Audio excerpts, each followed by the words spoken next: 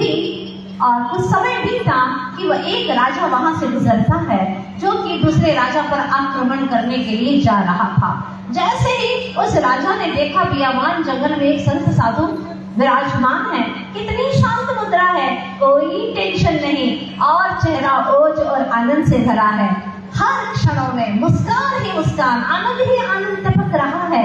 पूछा, आप तो बहुत गरीब हैं, आपके पास भी कपड़ा तक नहीं है, एक धागा तक नहीं है, कोई खिलाने वाला नहीं है, घर नहीं है क्या आपका? आपका कोई परिवार नहीं है क्या? कहिए ना, आप अनाथ हैं? महाराज कहते, हाँ अनाथ था। पहले मैं अनाथ था जब मैं राज्य शासन करता था। बहुत बड़ी मेरी अपनी प्रजा और मेरा शासन था, बहुत बड़ा वैभव था मेरे पास में पहले। लेकिन मुझे समझ में आ गया कि ये वैभव भव का वर्धन करने वाला है, भव को बढ़ाने वाला है। हर पल दुख, समस्याएं, संकट, आज ये कल वो आकुलता बनी रहती थी। भले ही मैं कई प्रजाओं का नाथ था, लोग मुझे नाथ कहते थे, स्वामी कहते थे, प्रजापति कहते थे, लेकिन मुझे समझ में आ गया मैं किसी का पत्यारा नहीं हूँ। मैं तो सिर्फ अपने ही कर्मों का पत्यारा हूँ, मैं सिर्फ अपने ही आपका पति हूँ। मुझे बात समझ में आ गई तो फिर मैंने अपने अनाथ दशा को खो दिया। नाथ होकर के भी मैं अनाथ था, क्योंकि निज का नाथ नहीं था। स्वयं पर मेरा कोई अधिकार ही नहीं था, जानता ही नहीं था। और जो स्वयं से शून्य हो, चाहे बाहर में कितने ही लोग उसे माने, कोई औचित्य नहीं है, वो आनंद नहीं टपकता। चाहे कितने ही जीरो इकट्ठे कर लो, वो कभी हीरो नहीं बनते, ध्यान रखना। लेकिन एक अंक आते ही हर जीरो हीरो बन जाता है। जब एक को जान लिया तो दुनिया को जान लिया। एक में आनंद आ गया तो अब हमें बाहर में कोई देखने की जरूरत ही नहीं है। बस उस दिन से, जिस दिन से मैंने धन वैभव को छोड़ दिया, भवन को छोड़ दिया, मन में आ गया, उस दिन में निज का नाथ बन गया। अब कोई भी विकल्प नहीं, अकेले रहता हूँ, बस सिद्धों की बस्ती में, अपनी ज्ञान की मस्ती में जीता हूँ, अपनी हस्ती को पहचान गया हूँ। अब मुझे बाहर की कोई तमन्ना नहीं है। लेकिन आप राजा हैं, आप कह रहे हैं कि मैं राजा था, नहीं था नहीं, मैं अभी भी राजा हूँ। देखिएगा महाराज की बात तो देखिएगा। राजा कहता है कि आप पहले राजा थे, अभी भी राजा हैं। हाँ मैं सम्राट हूँ, सम्राट। लेकिन आप कैसे सम्राट हो? आपके पास में सेना है क्या? सेवक है क्या? संपत्ति है क्या? जब तीनों साकार नहीं है तो आप कैसे सम्राट? सम्राट के पास में सेना होती है, सम्राट के पास में संपत्ति होती है और सम्राट के पास में सेवक होते, तीन साकार होते हैं। हाँ, ट्रिपल एस, तब कहीं वह सम्राट होता है। और आपके पास में तो कुछ भी नहीं दिखाई दे रहा है, फिर भी आप कहते हैं सम्राट हूँ। तो कैसे सम्राट है? कहते हैं महाराज सुनो, जानना चाहती हो ना आप लोग, मैं सेवक क्यों नहीं रखता? सेवक वो रखता है जो आलसी होता है, प्रमादी होता है, खुद का काम नहीं कर पाता है। जब से मैं भवन छोड़ करके वन में आया, तब से मैं अपना काम खुद करता हूँ। परिमार्जन स्वयं करके वस्तु को उठाना रखना, ग्रंथ को उठाना रखना, परिमार्जन करना, अपनी आंखों से देख करके चलता हूँ। अब मुझे किसी की कोई जरूरत नहीं है। प्रमत्त और अप्रमत्त छठे सातवें गुण स्थान में प्रवर्तन करने वाले संत कहते हैं, अब मैं आलसी नहीं हूँ जो मुझे किसी सेवक की जरूरत पड़े। दूसरी बात, तुमने कहा कि आपके पास में तो संपत्ति नहीं है। अरे भाई, सारी संपत्ति विपत्ति है, ये मैंने समझ लिया। जब तक संपत्ति थी, हर पल विपत्ति। कोई हरण करके तो नहीं ले जाएगा, कोई लूट करके तो नहीं ले जाएगा, कितना टेंशन। लेकिन जब से मैंने छोड़ दी संपत्ति, तब से मेरी सारी विपत्ति खत्म हो गई है। और जब से मैंने बाहर की संपदा को छोड़ा है, मेरे भीतर की संपदा अखूट निधि मुझे दिख गई है। और मुझे बाहर की निधि की कोई भी आवश्यकता नहीं।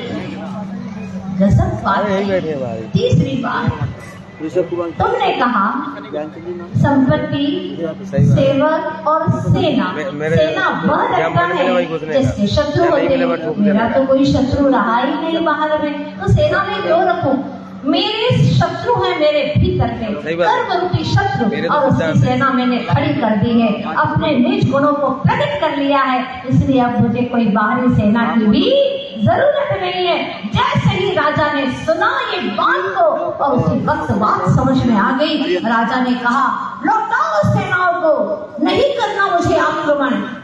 मंत्रियों ने कहा, क्या हो गया राजन आपको? बस वही हो गया जो बहुत पहले होना चाहिए था। बाहर में आक्रमण करते करते कई समय गया है। अब इस बार मैं भीतर में आक्रमण करूंगा, कर्मों के ऊपर शांत मन से ध्यान दशा में और कर्मों पर विजय प्राप्त करूंगा। पंचमुष्टि के सुलंचन हो जाता है। पूछना चाहती हूँ आप सभी से कि कौन सी लक्ष्मी बड़ी है? जड़ लक्ष्मी बड़ी है या चैतन्य लक्ष्मी बड़ी है? बोलो धन लक्ष्मी वालों। लेकिन धर्म करने से आपको क्या चाहिए? जड़ धन चाहिए। जैसे जैसे कैसे भी आए, हाय पैसे आए, बेईमानी करके भी आए पैसे आए, हाँ कुछ भी करना पड़े बस पैसे आ जाए।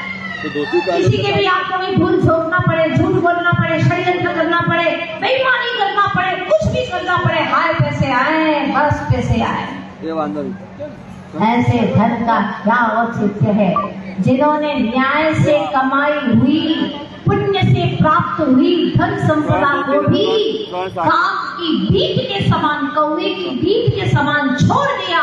धन्य है वे महा तपस्वी संत आत्माएं, उन्हें प्रणाम करने को मन करता है अनंतों बार अनंतों बार। आचार्य भगवान गुरुवर श्री विद्यासागर जी महाराज, जिनके चरणों में लोग आते हैं और धन दौलत दान करने के लिए कहते हैं, लाखों करोड़ों रुपए दान देकर के चले जाते हैं, पर आचार्य भगवान का जीवन कैसा है? नीरस भोजन करना, नमक खाना नहीं, मीठा खाना नहीं, कोई फल सब्जियां खाना नहीं। लेकिन इन 7 दिनों में हम बैठेंगे और बहुत लंबी यात्रा भी करेंगे। सिद्ध चक्र महामंडल विधान के गुरु के बारे में भी हम सुनेंगे। और जो सिद्ध चक्र की यात्रा करके हमारे महापुरुषों में श्री बाल जी आए हैं, उनके जीवन की भी हम चर्चा करेंगे। बहुत सारी चर्चाएं करना है आप लोगों के बीच में, क्योंकि ये विशेष स्थान है जहाँ पर धन भी है, लक्ष्मी है, पर मैं सोचती हूँ बाहर की नहीं, अंतरंग की लक्ष्मी है, अंतरंग लक्ष्मी। और वो मिल गई तो फिर हमें बाहर के जड़ धन की कोई आवश्यकता नहीं है। बहुत धन की और दृष्टि गई है बाहर में, लेकिन इस बार इस सप्ताह में आप अपने अंतरंग लक्ष्मी की और दृष्टिपात करिएगा। कैसे मिलती है वहाँ? एक बार मिल गई वहाँ, फिर बाहर की लक्ष्मी की कोई दरकार नहीं है। वो तो पीछे पीछे दौड़ेगी, कहेगी हमें स्वीकार कर लो, लेकिन आप कहेंगे नहीं मुझे स्वीकार नहीं करना, लेकिन मुझे अब भीतर की लक्ष्मी प्राप्त हो गई है। ऐसा ही कुछ करके गुजरना है। जिंदगी के क्षण बहुत थोड़े हैं। बहुत समय पहले से आप लोगों की प्रतीक्षा थी कि कब धन लक्ष्मी में आएंगे, तो आज देखते देखते धन लक्ष्मी में भी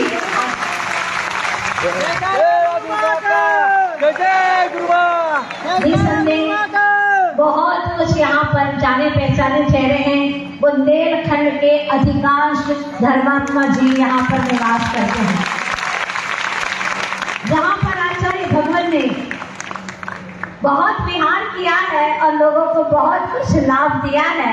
ऐसे बुंदेलखंड की नगरी जहाँ छोटा से छोटा बच्चा भी आचार्य जी कहते ही वो सीधा आचार्य गुरुवर विद्यासागर जी की और इशारा करता है और बताता है कि ये आचार्य जी है। बच्चा बच्चा जिन्हें पहचानता है। ऐसे या बुंदेलखंड की धरा ही मुझे आज लग रही है, ऐसा लग रहा है कि हम बुंदेलखंड में वापिस आ गए। और जहाँ पर बुंदेलखंड रहता है वहाँ पर धार्मिकों की कोई कमी नहीं रहती है, श्रद्धालुओं की कोई कमी नहीं रहती है। ऐसे स्थान पर आचार्य जी ने चातुर्मास भी दिया है, जहाँ पर अहमदाबाद में काफी बुंदेलखंड के वासी निवास कर रहे हैं। धर्म लाभ आपको इस बार बहुत अच्छे से आचार्य जी ने कहा है कि अच्छे से धर्म लाभ देना है। बहनें जब गई थी तो आचार्य जी ने अपने मुख से कहा वहाँ बुंदेलखंड वालों का भी एक स्थान है, कहते हैं 4-5 कॉलोनी है, वहाँ बहुत सारे बुंदेलखंड के लोग रहते हैं, उनको धर्म लाभ अवश्य मिलना चाहिए। तो हमने सोचा कि पहले इन्हीं को ज्यादा से ज्यादा धर्म लाभ दे दो, फिर हम जब इनके यहाँ जाएंगे तो वो हमारे पास में भी आते रहेंगे। आज पहला पड़ाव है और बहुत अच्छा लग रहा है आप लोगों की भावनाएं, उत्साह, उमंग को देख करके।